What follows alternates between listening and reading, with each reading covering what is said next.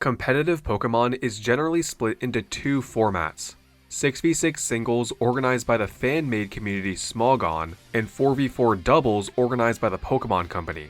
While I prefer 4v4 doubles myself and focus most of my content around VGC, I don't think that one format is better than the other since they are completely different. One format might be better than the other in certain ways, but comparing them in their entirety is very apples to oranges. I still think that it can make for a very interesting discussion, so in this video, I want to highlight these differences and look at moves, items, abilities, and general strategies that are very competitively relevant in one format but barely touched in the other, with the understanding that, again, these are just different metagames and one is not better than the other. Starting with singles-focused strategies that see little to no use in doubles, we first have everything related to hazards, hazard setting, and any counterplay like removal or immunities. There are 4 entry hazards if we're not counting ones limited to generational gimmicks: Stealth Rock, Spikes, Toxic Spikes, and Sticky Web. All of these are very relevant, and having at least one of them is essential to a successful competitive team. In the 6v6 singles meta, switching happens all the time. If you have a bad matchup, there's no partner for you to rely on to account for that matchup, and if you can't do something to progress a game state against your one opponent, like if they're immune to all of your attacks, your only option really is to switch. There are also just more Pokemon, 6 compared to 4, meaning that more opposing Pokemon will be affected by hazards, making it more advantageous for you to set them up. Along with hazard setting comes hazard removal and immunities, those mainly being in the form of the moves Rapid Spin, Mortal Spin, Defog, and Tidy Up in the item Heavy Duty Boots. Mortal Spin and Tidy Up might see use on their respective users in VGC since they have such good secondary effects other than just removing hazards, but you'll pretty much never see Rapid Spin or Defog.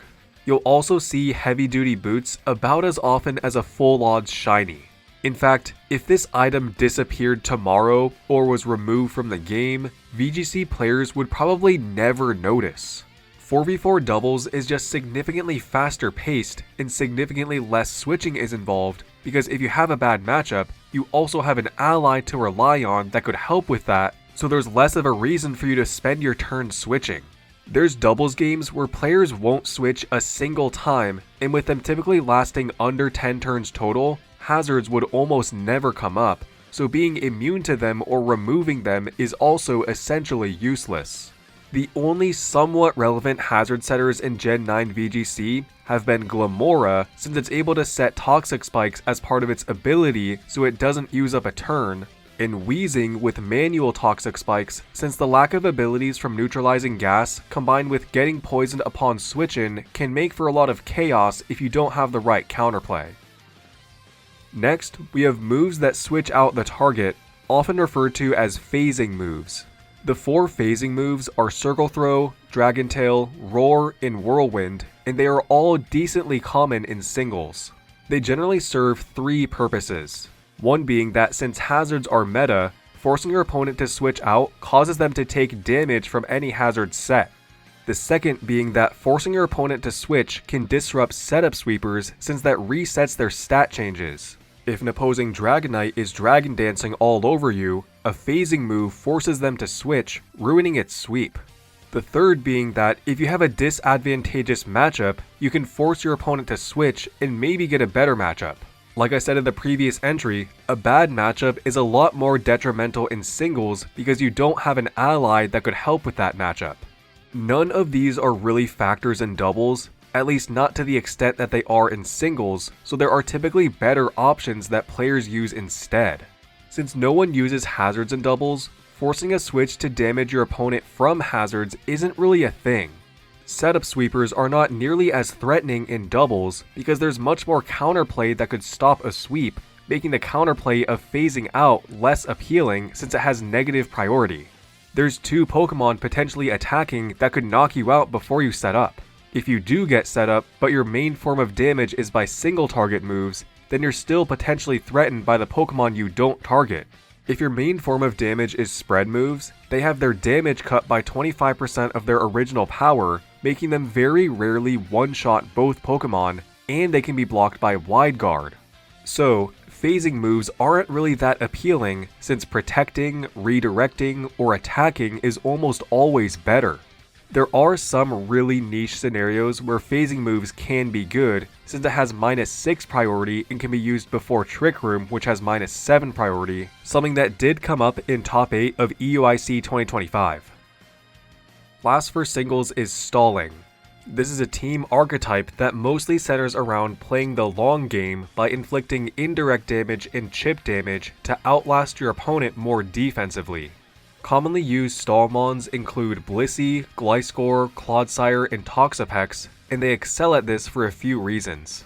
They tend to have good defensive stats and/or typings that help keep them alive long enough to outlast their opponents. Good stall mons typically get consistent recovery in the form of their moves and/or abilities that allows them to shake off high-powered moves without too much of a problem. They can deal indirect damage with things like Toxic and Infestation, consistent chip damage with Seismic Toss or Body Press, and set hazards with Stealth Rock, Spikes, and Toxic Spikes.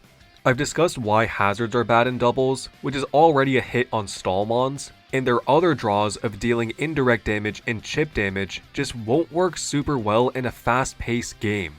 In singles, you can tank a hit, toxic your one opponent, protect the next turn to get some leftovers recovery, or heal with Slack Off or something.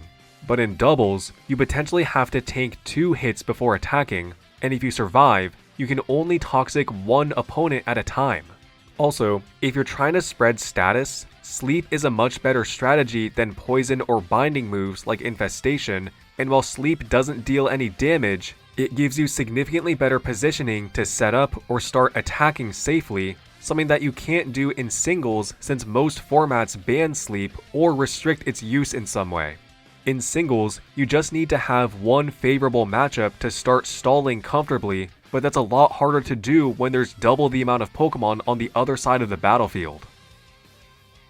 Moving on to doubles focused strategies that see little to no use in singles, we first have the move Fake Out and any counterplay to it. Fake Out is a priority move that flinches the target without fail, with the catch that it can only be used the first time the Pokemon is sent in battle. In singles, Fake Out exists almost entirely for chip damage and nothing more. It can break Focus Sashes and Sturdy, which is nice, but this isn't even that great of a use since hazards can do that too. It doesn't really allow you to gain any ground since you don't have an ally that you're supporting that can take advantage of that turn. Unless you're a physical attacking normal type, Fake Out is generally seen as a waste of a move slot. In doubles, Fake Out is about as essential as hazards are in singles. Being able to incapacitate one of your 2 opponents allows for significantly better positioning for your ally to help set up before it attacks or protect it from getting damaged while it attacks. While it does only affect one Pokemon, the threat of it at all can make for mind games that still throw off your opponent, giving them worse positioning. Mons like Incineroar, Rillaboom, and Iron Hands are top tier because of this. In the same way that hazards cause for hazard counterplay to be meta in singles, Fake Out causes Fake Out counterplay to be common in doubles.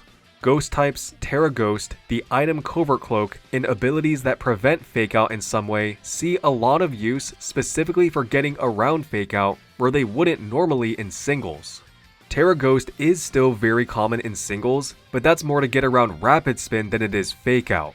Dragonite likes to use Inner Focus in doubles instead of multiscale. Armor Tail for Farigiraf is significantly more useful in doubles since it stops Fake Out, and same with Psychic Surge in DD, and the Covert Cloak item is a common pick in doubles, while it is quite a niche pick in singles.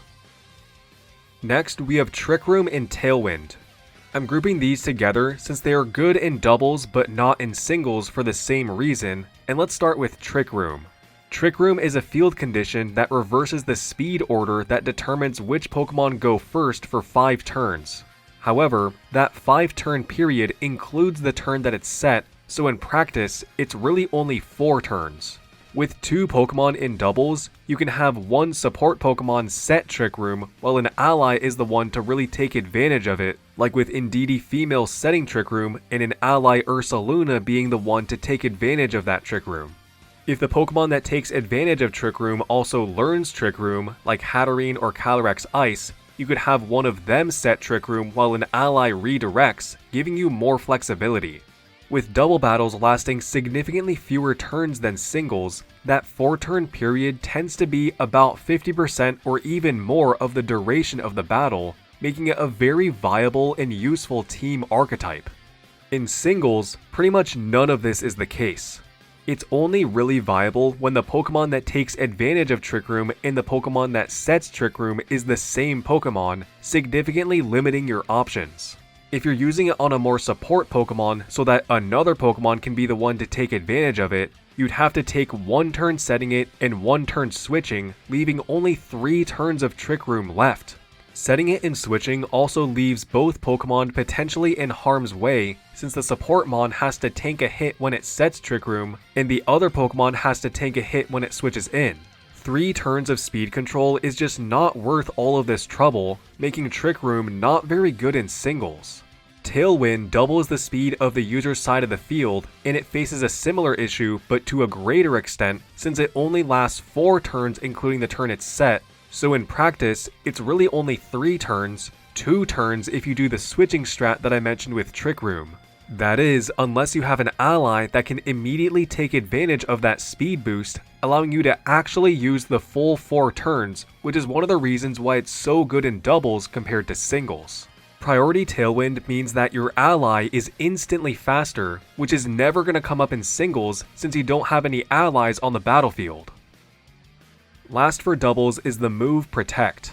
This is the most commonly used move in VGC for quite a few reasons. Having Protect as an option gives you significantly better positioning when reading what your opponent plans to do. If you think that they'll double target one of your Pokemon, you can Protect it and have your ally attack, neutralizing all of the damage that your opponent has thrown at you for the turn.